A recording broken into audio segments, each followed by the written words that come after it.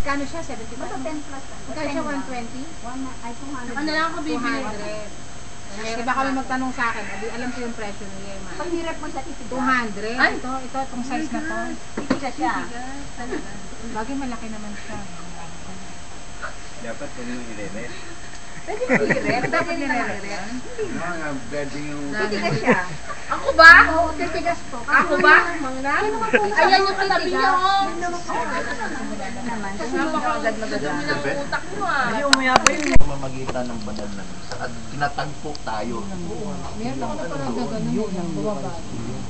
Dahil sa Santa Misa, Yung sa tinatagpo kanila tayo. yung mahal na araw, te. May napanood akong video nung nag-IFS ako.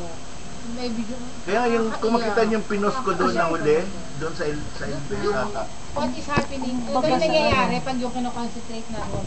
Kasi Hindi yung ka nakakapanood si Sir kumbaga Carol sa ano, simbahan sa patio pagka yung mahal na araw, di ba?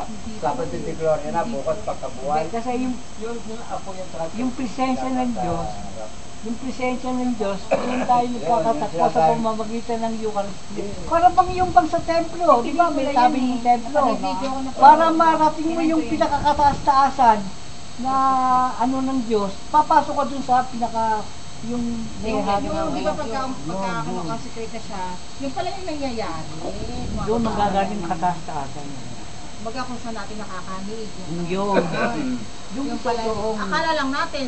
Yun ang akala natin, Kaya, yun lang. kaya sabi kanina, Akala lang. hindi sa symbolic, hindi sa simbolo. Siya mismo. Pag-umpisa na ng nung konsekrasyon, Sunday ba yan? Siya na yun. Siya na yun. May video ko na panood ng brother Ano ko yun eh? kinoconcentrate pala yung Eucharistia. Kasi, Yung tinataas pala sino ba yung nagbanal na hapunan? Saan yung pinaghati-hati? Sa second reading mo. Uminom ka ba ng gamot? Ba't parang nagtagal? So parang ganun yung ano. Kailan maunawaan natin siya. At yun yung nakakalungkot sa kapwa nating mga Katoliko, hindi naunawaan. Basta magsimba lang doon. Akala lang nila kumbaga, paano ba natin Basta lang Kaya nga tayo makinig lang Kaya tayo. tayo Paska, di ba? Kaya nga tayo Paska, dapat papanindigan natin yun, paalam natin sa mga tao.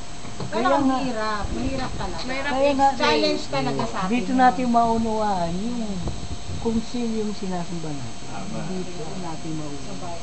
Nandito lahat. Yung tayo ng mga Katoliko, Kahit yung pari kasi dito, nagkakaunawaan dito, mo, nagkakaintindihan. Kaya nga lang, ang nagtatanong sa atin, ang bumabati sa atin, yung mga kalaban natin sa Hayaan natin sila. Hayaan mo sila. Ang ano niya Tatay Pito, hayaan natin silang magbatikos. Tsaka huwag tayo Ang gawin natin, Tinitintok pa nga eh. ipaglaban at tayuan natin yung ating pananampalataya. natural. Kasi yun lang ang paraan para matigil sila.